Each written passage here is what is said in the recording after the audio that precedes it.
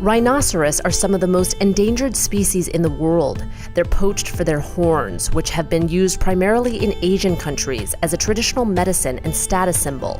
Demand for rhino horns has been growing. Last year, over 1,200 rhinos were poached, which is roughly 1 every 8 hours. It's believed the entire rhino species could be extinct within 5 to 10 years. George Bonacy and Matthew Marcus, co-founders of Pembian, believe they can save the rhino with their 3D printed horns.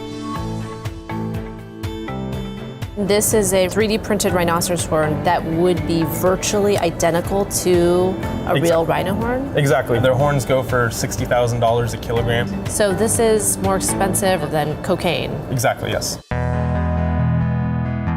So how do you actually 3D print a rhino horn? So our goal was to first start with a powder that was identical to the real thing, and we combined inorganics, metals, minerals, as well as other proteins. And we also incorporated real rhino DNA into it as well.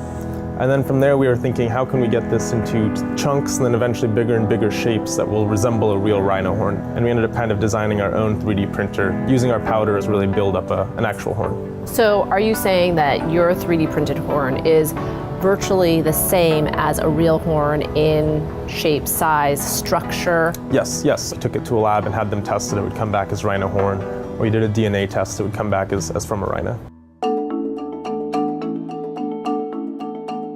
So we started off with a powder, and this is how it's typically consumed. They'll grind the horn down and consume it. So this was our first 3D printed prototype that resembles kind of like a highly oxidized rhino horn. And then this is a more recent prototype where we're trying to get bigger and bigger, ultimately to the full size, like 2.5-foot rhino horns. And how do you guys plan to get this onto the market?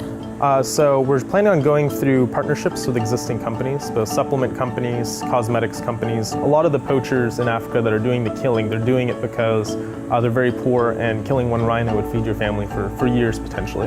So one idea we've had would be giving it to them or selling it to them at a large discount so they can then sell it through the black market channels. They still make a living for their family. The end user still gets it, it's pure, but the rhinos get to survive.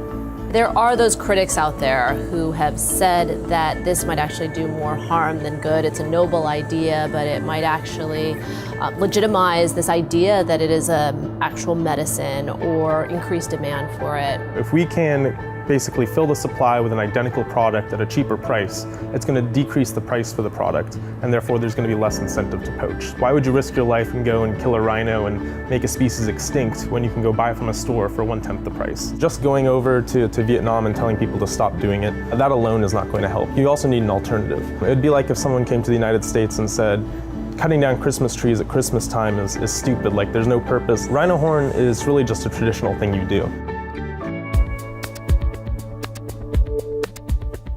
It's pretty incredible that this technology can allow you to do this. This probably would not have been possible 5-10 years ago. How much of a game changer do you think this will be? Well, I hope and I believe that it will save the species. That's the reason why we're doing it. I think now is probably the time to give it a try no matter what. And really, it might be their only hope.